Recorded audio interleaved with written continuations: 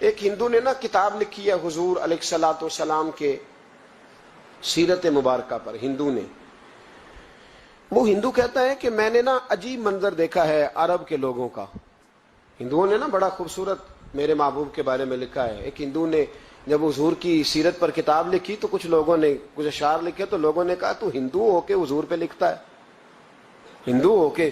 تو اس نے بڑا عجیب جملہ کہا، کہنے لگا ہو جائے عشق کسی سے کوئی چارہ تو نہیں، اور صرف مسلم کا محمد پہ اجارہ تو نہیں، صرف مسلم کا محمد پہ۔ اور پھر کہنے لگا نام و نسب سے اگرچہ ہندو ہوں پر کملی والے میں تیرا سادھو ہوں، کملی والے میں تیرا سادھو، میں تو ساتھ دیوانہ ہوں یا رسول اللہ آپ کا۔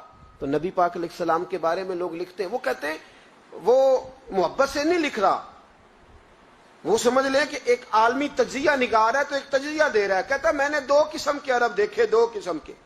ایک عرب میں نے وہ دیکھے جو اتنے انا پرست ہیں، اتنے خود غرض ہیں، اتنے اپنے ذات کے بت میں الجھے ہوئے ہیں کہ وہ ایک حوض پہ اپنے گھوڑوں کو پانی پلانے گئے، 10 15 20 گھوڑوں کو پانی پلانے گئے ہیں، تو جھگڑا ہو گیا، پہلے میں نے پلانا ہے، میں بڑا چودھری ہوں۔ اس نے کہا نہیں میں تجھ سے بڑا ہوں، پہلے میں نے پلانا ہے۔ اس پہ جھگڑا ہوا، وہ غیر جانبدار تجزیہ نگار کہتا ہے اس پہ جھگڑا ہوا، لڑائی ہوئی، قتل ہوئے، اتنے قتل ہوئے کہ یہ قتل نسلوں تک چلے، نسلوں تک یہ قتل آگے بڑھے۔ وہ کہتا ہے ایک میں نے وہ عرب دیکھے، اور پھر کچھ عرصے کے بعد مکے اور مدینے میں اللہ نے اپنے نبی کو بھیجا، مصطفیٰ کریم علیہ السلام آئے۔ کہتا پھر انہی عربوں کا میں نے ایک اور رنگ بھی دیکھا، انہی عربوں کا میں نے ایک اور رنگ، وہ جو گھوڑے کو پانی پلانے پر لڑ رہے تھے، آج میں نے دیکھا کہ ایک جنگ کے موقع پر 3 صحابہ یا 7 صحابہ زخمی پڑے، زخموں سے چور ہیں۔ ایک آدمی پانی کا پیالہ لے کے آیا، ایک کو کہا پانی پی لو، زخمی ہو، شدید زخمی ہو، نزع کا عالم ہے، تھوڑی دیر میں ہو سکتا ہے شہادت نصیب ہو، پی لو۔ کل جو گھوڑے کو کہتا تھا پہلے میں نے پلانا ہے، میں نے پلانا ہے، آج وہی قوم میں نے عجیب رنگ دیکھا، کہا پانی پی لو۔ تو کہنے لگا یار میں تھوڑا زخمی ہوں، یہ جو میرے ساتھ لیٹا ہے یہ زیادہ زخمی ہے، پہلے اس کو پلا دے، میرے بھائی کا بھلا ہو جائے۔ کہتا پانی لے کے اس کے پاس پہنچے، اس کو کہا تو پی لے، تو وہ کہنے لگا نہیں میں زخمی ضرور ہوں پر جوان ہوں، یہ میرے ساتھ جو صحابی لیٹے ہیں یہ زخمی بھی ہیں بوڑھے بھی ہیں، ان کو پہلے پلا۔ میں بات کہتے ہیں میں تیسرے کے پاس گیا تو اس نے کہا نہیں یار چوتھے کو پلا، وہ زخمی بھی ہے بیمار بھی ہے، اسے زیادہ ضرورت ہے۔ کہتے چوتھے کے پاس گیا تو وہ تڑپ اٹھا، کہنے لگا 5ویں کو پلا، اس لیے کہ اسے زخم مجھ سے پہلے لگا ہے، اس کا جہاد بھی مجھ سے سخت ہے۔ کہتے اس کے پاس گیا تو کہنے لگا یار 6 کے پاس چلا جا، اس لیے کہ اس کا وقت مجھے زیادہ قریب لگ رہا ہے۔ کہتے ہیں میں 6 کے پاس گیا تو وہ بول اٹھا، کہنے لگا وہ 5 جس رسول کا کلمہ پڑھتے تھے میں بھی اسی محمد کا ماننے والا ہوں، تو مجھے نہ پلا 7ویں کو پلا۔ کہتے ہیں اس کے قریب گیا اور میں نے وہ منظر دیکھا کہ وہ کہنے لگا نہیں اگر وہ 6 قربانی دے سکتے ہیں تو میں نے بھی نبی پاک سے تربیت لی ہے، تو پہلے کے پاس جا۔ کہتے ہیں میں اس کے پاس جا کے کھڑا ہوا تو روح پرواز کر گئی، میں دوسرے کے پاس گیا تو کلمہ پڑھ کے شہادت کا جام پی گیا، میں تیسرے کے پاس گیا تو حوض کوثر تک وہ بھی پہنچ گیا۔ کہتے ہیں 7 کے 7 وصال کر گئے، پانی میرے ہاتھ میں تھا، اور میں اس صحرا میں کھڑے ہو کے سوچ رہا تھا یہ وہ لوگ ہیں جنہوں نے دل کا کلمہ بھی پڑھا ہے، روح کا کلمہ بھی پڑھا ہے، یہ ان کا صرف وجود نہیں جھکتا رب رسول کی بارگاہ میں، جب یہ جھکتے ہیں تو ان کے دل بھی جھکے ہوئے ہوتے ہیں، ان کی روحیں بھی جھکی ہوئی ہوتی۔ حالات بدل گئے میرے بھائی۔ ایک زمانہ وہ تھا جب حضرت عمر فاروق کی لونڈی نے کلمہ پڑھا، ہاں حضرت عمر لونڈی نے کلمہ پڑھا تو حضرت عمر نے اسے الٹا لٹکا لیا، درے مارتے۔ بی بی کہتی عمر مجھے اتنا مارتے کہ مارتے مارتے تھک جاتے، پھر پانی منگاتے، پانی پی کے پھر مارتے۔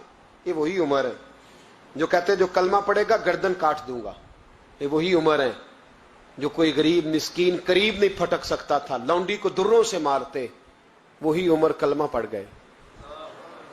اور پہلے تو ایک قبیلے کے سردار تھے نا بھائی، پہلے ایک قبیلے کے سردار تھے تو الٹا لٹکا کے مار، چاہیے تھا نا جب امیر المومنین بنتے زیادہ سخت ہو جاتے، اور ان کے اندر سختی آتی، اور امیر المومنین بن گئے. 24 لاکھ مربع میل پر حکومت, 24 لاکھ مربع میل کا حکمران, چہرے پہ نقاب پہنا. کنز الاموال میں روایت موجود, وہی عمر جو کل غریب عورت کو دروں سے مارتے ہیں, وہی عمر. انقلاب آ گیا, سوچ بدل گئی, نگاہ اور دل مسلمان ہو گئے. عمر گزر رہے ہیں, ایک گھر سے بچوں کے رونے کی آواز آئی. چہرے پہ نقاب پہنے عمر رک گئے. افلا غلام ساتھ تھا. کہنے لگے پتہ کر کوئی مسئلہ ہے. دروازے پہ دستک دی. بی بی تیرے بچے کیوں روتے؟ کہنے دوڑ جاؤ. کون ہوتے ہو؟ تمہیں کیوں بتاؤں؟ غریب ہر ایک کو نئی داستان بتائیں. کبھی ایک جماعت آ گئی, مجھے بتاؤ میں حل کروں گا. پھر دوسرا آ گیا زخم ٹٹولنے, مجھے بتاؤ میں کس کس کے سامنے زخم کھولیں, کس کس کو بتائیں. بی بی کہنے لگی جا دوڑ جا. درجنوں آتے ہیں روز, پوچھتے ہیں, پوچھ کے تو بھی جا. آدھی رات کو تو کون ہے؟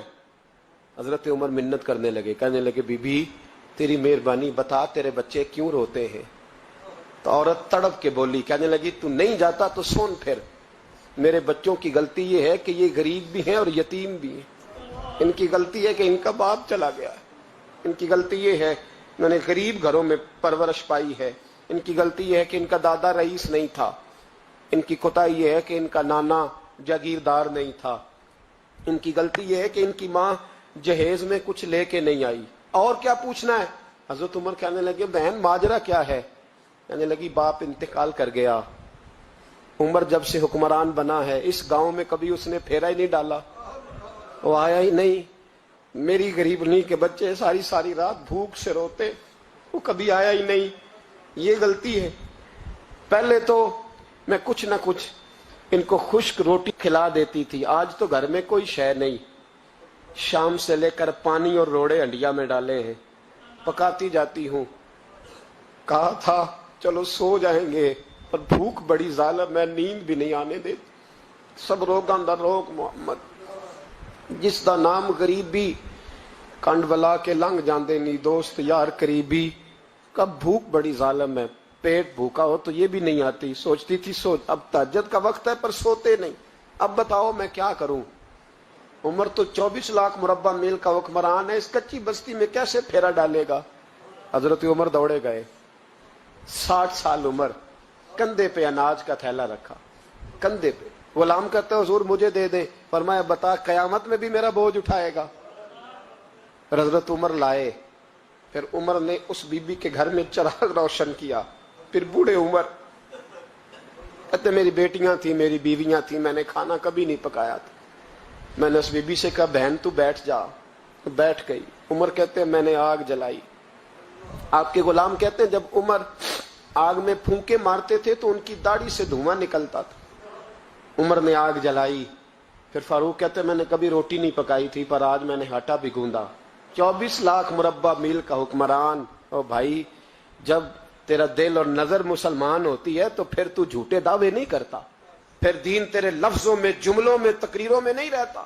حضرت سیدنا عمر فاروق رضی اللہ تعالیٰ عنہ آٹا گوندتے ہیں, داڑھی ساری آٹے سے بھر گئی. پھر عمر فاروق روٹیاں پکاتے تو ہاتھ جلتے. پھر سالن پکایا. پھر عمر نے دسترخوان بچھایا. پھر وہ چھوٹے چھوٹے بچوں کا عمر نے منہ دھلایا. پھر فاروق اعظم روٹی کے لقمے ان کے منہ میں ڈالتے اور روتے, کہتے بیٹو عمر کو پتہ نہیں چلا کہ تم بھوکے تھے. بیٹیوں عمر کو خبر نہیں تھی. عمر سے ناراض تو نہیں ہو. چھوٹے چھوٹے بچے کہتے ہمیں تو پتہ بھی نہیں عمر کون ہے.